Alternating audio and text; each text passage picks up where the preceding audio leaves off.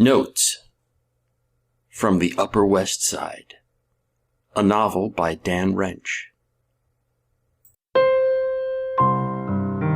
Chapter 13. Ladies and gentlemen, Bangalore Springfield.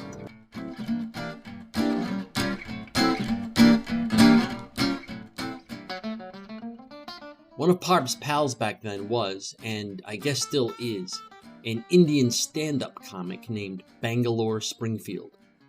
You haven't heard of him. Or hell, who knows, by the time anyone reads this, he may have had his Friars roast already, or whatever it is they call that thing they do on that channel. I saw his act down at Vider's once. It was okay. You know, at least it wasn't embarrassing to watch like a lot of live comedy shows.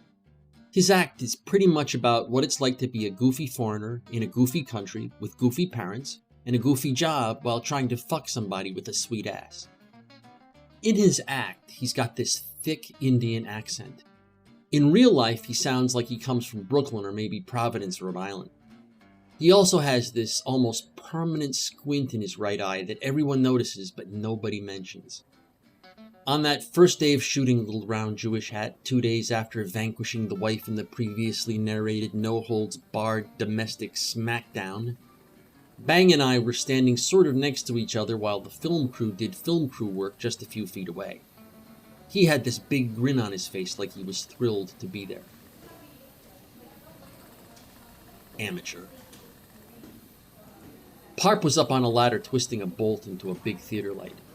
I just finished asking him if he was still enjoying Christine, the hot blonde 40-year-old. "I was seeing Christine for a couple months," he said. "But she kept telling me that women don't like guys with really long hair. And women don't like guys who spend a lot of time shopping for moisturizers. And women don't like guys who look at themselves in the mirror all the time." "Wow," I gig-cackled. In other words, women don't like you. Bang laughed. The laugh took me by surprise. It was like hearing a goose hiccup. "Yeah," Parp said. "Finally, I told her to stop calling herself women." "Ha!" said Bang. "I told my wife I'm a man. I haven't got the slightest idea what men want. You think because you've got a G-spot, you get to speak for the 4 billion other people with G-spots? I have a nose. And speaking as the haver of a nose, I'd like you to stop talking and start blowing." "Start blowing your nose?" I asked. "Good catch," said Bang. "I should definitely change that to sucking." Fucking comics. Every conversation is a rehearsal. "Or make it about something besides your cock," said Bobby Whispers, who was up on another ladder next to Parp's. "Oh no," said Bang. "this is show business. It has to be a blowjob." Bobby gave him a funny look. Bang gave him a funny look back. Parp was grim. "What's really funny," he said, "is that they think they know what women want because it's what they, their friends, and Oprah want. They don't know you can walk 3 blocks and find women who think Oprah is a frigid twat." "Yeah," said Bang. "Any bar on the Lower East Side." Then Bobby said, "Monty pretty much thinks Oprah's a frigid, you know." "You're shitting me," I laughed. "Maybe not in those words, but, you know what?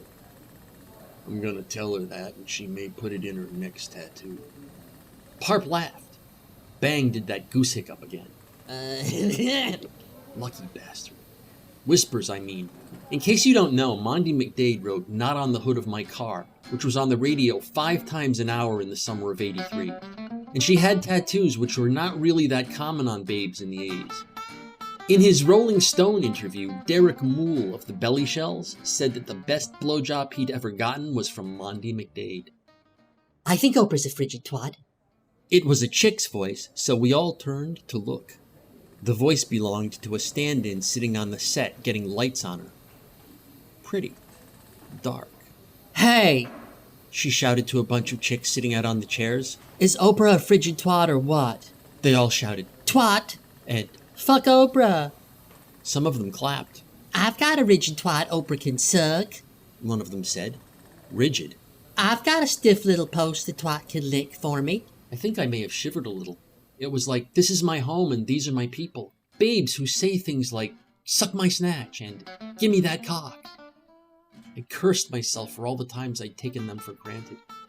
And right now, remembering those girls, those lovably sloppy girls who I later denounced in a fit of middle-class hauteur brought on by a reawakened spirituality. Oh God, if I could only go back in time and kick myself in the balls. A tear nearly comes to my eye. Just remembering that day we shot Litte Round Jewish Hat. That first day. I'm getting all misty just from thinking about it. It was a whole mindset. God, I wish I could go back and hug every single one of the little twats. But enough of that. Back to the damn story. Actually, that first day we were shooting only a couple scenes from the video. They were going to shoot a couple more down at Vidor's the next day. Here's how that first day's location was laid out. We were at a tiny theater in the Garment District of New York City, about 3 blocks from Madison Square Garden. Shooting in a black box off Broadway is a lot cheaper than renting a soundstage someplace. All the sound was going to be re-recorded in a studio anyway, so nobody cared about the sound of the car horns and the sirens and the pneumatic drills that bled in from the street while shooting the image. The tiny off theater?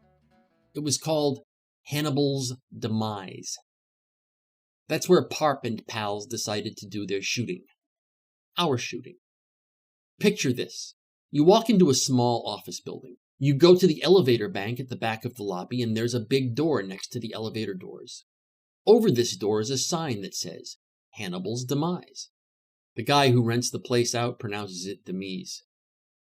Yes, he is a pansy. You go through that big door. Suddenly you're surrounded by risers. On the risers are chairs like movie theater chairs. There's an aisle through these risers that leads to a so-called stage that's really just a platform 1 foot off the floor and painted black. Everything is painted black.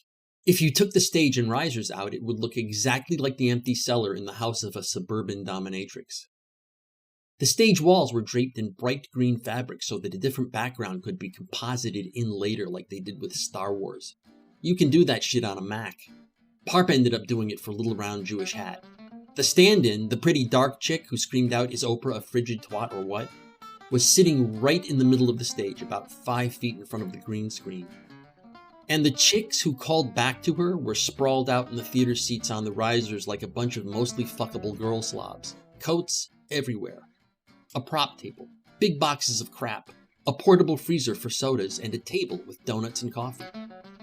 Gotta have your donuts and coffee. And Whispers and Parp? Like I said, they were climbing around on ladders along the green screen with some blonde Brit boy they called the gaffotographer, because he was both cinematographer and gaffer. They had tape and twine and a big stapler they kept handing back and forth. There were 2 guys with black t-shirts adjusting settings on the camera really carefully like it was a nuclear weapon. These guys and the camera were between the stage and the risers. Me and Bang were standing kind of next to the camera guys. We each had a cup of coffee in our hands. Makeup Babe was about to get to us. Costume Babe had just checked our inseams. Ever meet one of those chicks who is essentially an armpit in a jumpsuit? That was Costume Babe. So, no inseam titillation that day. Sitting just behind us was Lenny Payne, the star of the video. The guy who sings the song and loses his yarmulke. He was getting all made up and wearing this costume that was just some lame suit that a college prof might wear. His jacket with elbow patches was pitched out on the risers somewhere behind him until he was actually needed on the set. Some young girl, maybe 15, with an incredible rack and exposed cleavage, was making up his hands, for Christ's sake. So what are you doing here? Bang asked me. I'm an actor, hence the makeup and threads, I said. Oh yeah? Me too. No makeup though. For some reason my skin is brownish colored already. He took a sip of his coffee from the donut shop paper cup. Maybe they could make my eyebrows darker. Nah, your eyebrows are to die for. So what do you do in real life? He asked. What's your job? What do you mean? What's your job? How do you make a living? Well, I'm an actor/model. And when you're not modeling, actor slash is what you do. I heard you were a bartender at one of the Blondie Stones in Midtown. Nope. Ow. I cleared my throat. You know, a self-deprecating cough. If you watch sitcoms, you know the kind of cough I mean. I tend bar at one of the Irish taverns in Midtown, the one on 50th near Broadway. And of course you would not want to be mistaken for a Blondie Stoner. Shit, I'm thinking. A second ago I was an actor, now I'm a fucking bartender. Did Parp tell you that I'm a bartender? I don't know, is it a secret? Well, Why are you so touchy about it? We all have day jobs. Although the comedy thing is kind of picking up for me. well, I've been getting some good bites at auditions, I said. He smiled at me like he could tell I was full of shit. So, I said, were you born in India? I'm Jewish. I was born in Astoria. But you do such a great Indian accent. That's why they call it an act. Jesus, I said. Now who's being defensive? I'm not being defensive. I'm yanking your chain. Perhaps you know it is busting your balls. Or your chops. Your shoes. Stop me when I hit a noun you recognize. Hey, I said, don't you find this whole video vaguely insulting? What do you mean? You don't find it just a touch anti-Semitic? Why? Because the Jew gets the goil? Because he sings and dances in broad daylight in the middle of Soho?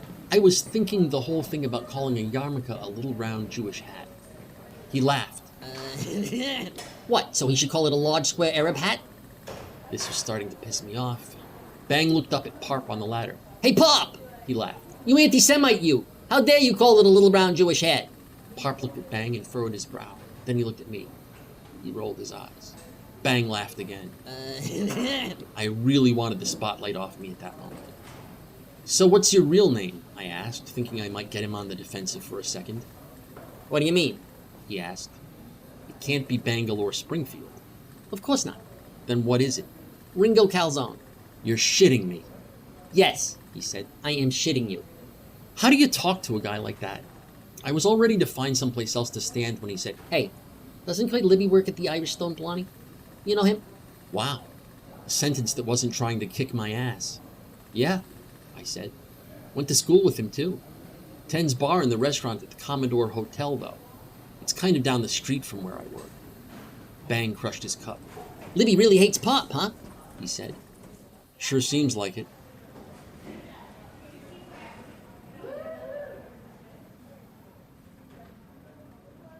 Notes from the Upper West Side is a work of fiction.